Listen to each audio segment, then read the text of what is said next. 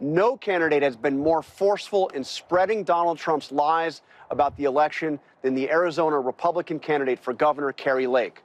When I sat down with her earlier this week, we talked about her campaign and some of her policy proposals. That interview aired on GMA3 on Friday.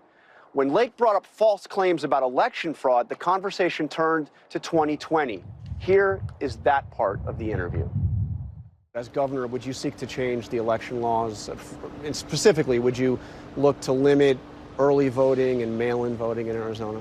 I don't know exactly how we'll do it, but we will secure our elections, restore faith in our elections, make sure our elections are honest and transparent. I assume everybody wants that, but specifically early voting and mail-in voting, which you've been very critical of, would you seek to limit it? I think, going back to when I first started voting back in the 80s, we had election day. Our Constitution says election day. It doesn't say election season, election month. And the longer you drag that out, the more fraught with problems there are. We just saw problems this week with Katie Hobbs, my opponent. She just sent out 6,000 ballots that went the wrong type of ballots to the wrong people. Right, they only had the federal, but she was the one that pointed this out and said she's correcting it. Well, I don't care if she pointed it out. Earlier this week, Lake's opponent, Katie Hobbs, who also serves as the current Secretary of State, announced that 6,000 ballots printed with only federal races were incorrectly sent to voters. Corrected ballots are now being mailed out. My question is whether or not you would limit mail-in voting, limit early voting, given that so many people in the state, it's like 90%, vote early in this state or use early ballots. We want to shore up our elections so they are very honest, and every voter knows that it's an honest system. Let me just give you a couple facts. 2,000 mail-in ballots were accepted by Maricopa County after Election Day in 2020, after Election Day. That was a new one on us, so we took the claim to election officials in Maricopa County who told us it's just not true. In fact, no ballots were accepted after the Election Day 7 p.m. deadline. Some ballots were scanned the next morning, giving them a timestamp after Election Day, but again, those ballots were turned in on Election Day by the deadline. Lake offered other unsubstantiated and disproven claims. Arizona's 2020 election was the most scrutinized in the state's history, and there is no evidence of widespread fraud.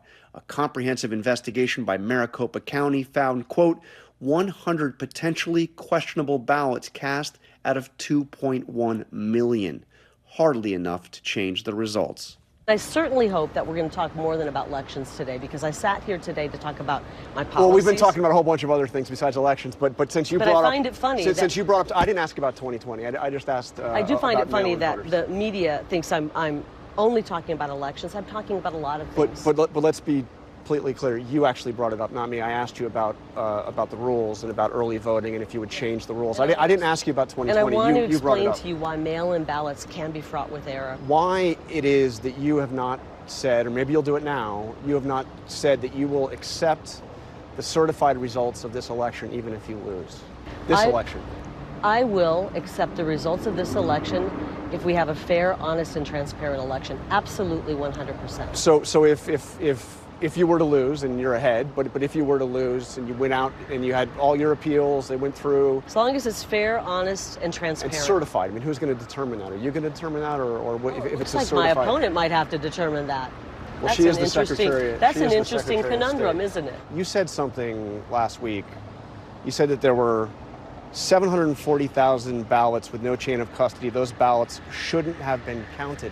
Are you really saying that you would throw out the ballots of 740,000, nearly three-quarters of a million Arizonans? I mean, those were 740,000 ballots violated chain of custody requirements in Maricopa County. I mean, first of all, it's not true. I mean, the Maricopa County Board of Supervisors put out a 98-page report that went through these allegations. That is a fact. Check your facts. We took that claim to Maricopa County officials, who refuted Lake and pointed to the statement they issued back in May, saying that the county always had control of the ballots, adding they, quote, were sealed in envelopes and secured in boxes that bipartisan couriers are prohibited from opening. But just to be clear, the Republicans on the Board of Supervisors, the Republican governor, now the Republican candidate for Senate running along with you, the Republican Attorney General under Donald Trump, Bill Barr, all said that there wasn't, that the election was was not stolen.